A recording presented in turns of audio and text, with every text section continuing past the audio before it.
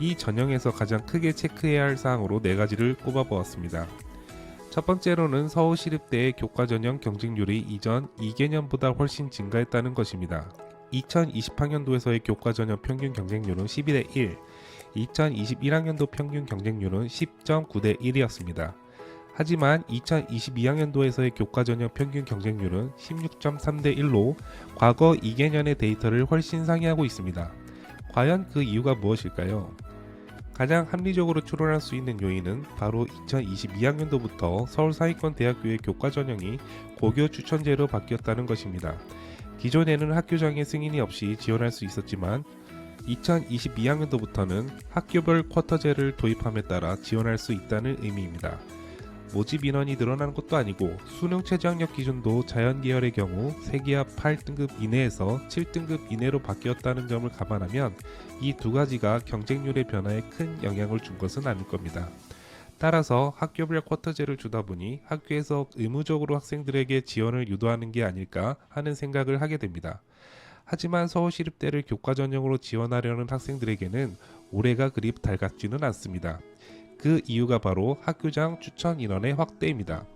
지난 2022학년도에서는 각 학교별 추천 인원이 4명이었지만 올해 2023학년도에서는 학교별 추천 인원이 8명으로 2배 늘어납니다. 추천 인원 증가로 인해 2023학년도에서는 경쟁률이 더 상승할 것은 분명해 보입니다. 다음으로는 내신 반영 방법에서의 변화입니다. 서울시립대는 교과 전형에서 2021학년도까지 내신 반영 활용을 Z점수로 반영했습니다. 여기서 Z점수가 무엇인지 잠깐 설명하고 넘어가겠습니다. Z점수란 단순히 이수 단위를 고려한 석차 등급이 아니라 학생들이 맞은 원점수에서 과목 평균을 뺀 값을 표준 편차로 나눈 값입니다.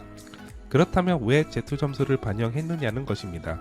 바로 그 이유는 Z점수를 반영하게 되면 상대적으로 높은 과목 평균을 보이고 낮은 표준 편차가 나타나는 학업 성취도가 높은 학교 출신 학생들이 유리하게 됩니다. 예를 들어 A 학생과 B 학생이 모두 원점수가 같다고 하고 이 두 학생이 속한 집단의 과목 평균과 표준 편차의 값을 달리하게 되면 다음과 같은 결과가 나오게 됩니다. A 학생과 B 학생의 원점수를 모두 96점으로 동일하게 하고 A 학생이 속한 집단의 과목 평균을 80, 표준 편차를 10으로 설정하게 되면 그 값은 1.6이 나옵니다. 반대로 B 학생이 속한 집단의 과목 평균을 65, 표준 편차를 20으로 설정하게 되면 그 값은 1.55로 나오게 됩니다. 따라서 과목 평균이 높고 표준 편차가 낮은 학업 성취도가 뛰어난 A 학생은 B 학생에 비해 같은 원점수를 마크한다고 하더라도 Z점수가 더 높게 나올 수밖에 없습니다. 조금이라도 학업 성취도가 높은 집단의 학생을 선발하겠다는 대학의 의지입니다.